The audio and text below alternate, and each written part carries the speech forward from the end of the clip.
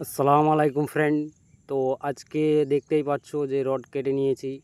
Rod কাটার পর এইখানে ছাদে উঠে গেলাম। ছাদে উঠে যাওয়ার পর এইখানে একটু ঝাঁট মারতে হবে, ঝাঁটটাও মেরে দিলাম। তো এইখানে আজকে কাজ হচ্ছে যে কিচেন রুমের গ্যাস স্ল্যাব ফেলাবো।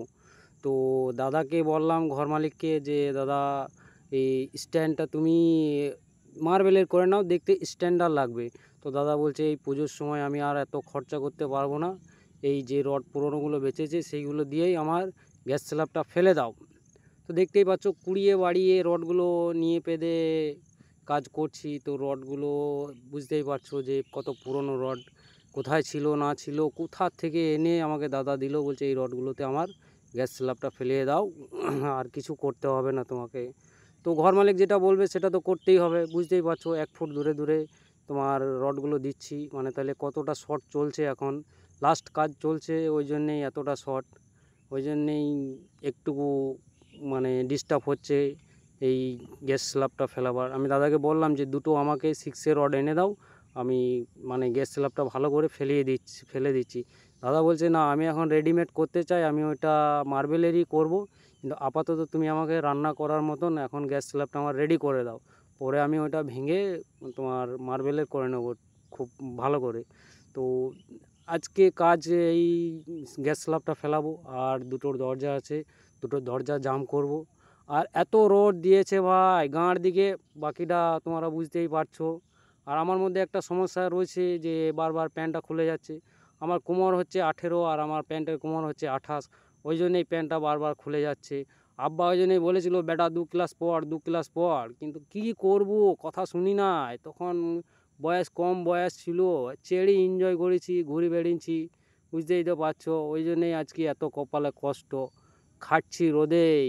বুঝতে পারছি এখন যে আব্বা কেন বলেছিল যে 2 ক্লাস পড়ে বেটা। আর ইঁটগুলো পাহাড়ের মতন শক্ত, আমার এত ক্ষমতা, একবারই দিলাম কর্নিতে করে আর ভেঙে গেল। তাইলে বুঝতেই পারছো কত ক্ষমতা আছে। ডেডে মেডে ভাবো না, পাতলা বরং শরীর হতে পারে, ক্ষমতা আছে।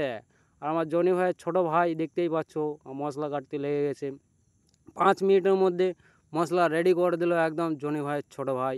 এই কাজের একদম স্পিড আছে, বুঝতেই পারছো। হেল্পার তাগড়া আছে, তাগড়া হেল্পার, খুব ভালো হেল্পার। যদি কারোর দরকার লাগে তো বলবে, কন্ট্যাক্ট নাম্বার দিয়ে দেবো, রেখে দিতে পারো জনি ভাইয়ের ছোটো ভাইকে।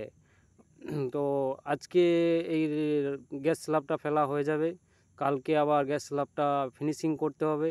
এই গ্যাস স্ল্যাবটা কালকের মধ্যে উঠিয়ে দেবো, মানে খুব পাতলা করে ফেলবো যাতে কালকে উঠানো যায় সেইভাবে ফেলবো। তো মশলা বুঝতেই পারছো রেডি হয়ে গেছে, মশলা দিয়ে দিয়েছে।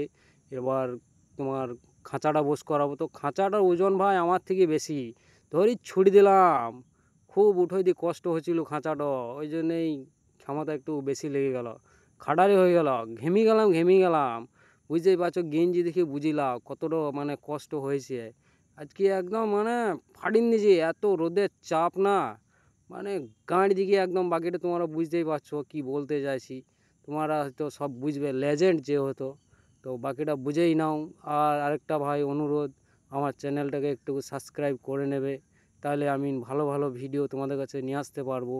আর মানে মনটা ফ্রি থাকবে যে না, আমার চ্যানেলটা সাবস্ক্রাইব সব করছে আমার ভিডিও দেখে। তো ভাই সব সাপোর্ট করো একটুকু, যাতে তোমাদের কাছে ভালো ভালো ভিডিও দিতে পারি। আজকের মতন টাটা বাই বাই, এখানেই দেখা দেখা হবে হবে পরের পরের ভিডিওতে। ভিডিওতে। আর ভাই আজকের চ্যানেলটা মতন সাবস্ক্রাইব করতে এখানেই, ভুলবে না ভাই, ভালো থেকো একটু সবাই। সাপোর্ট করো এই ছেলেটাকে, যাতে একটু উপরে উঠতে পারি ভাই।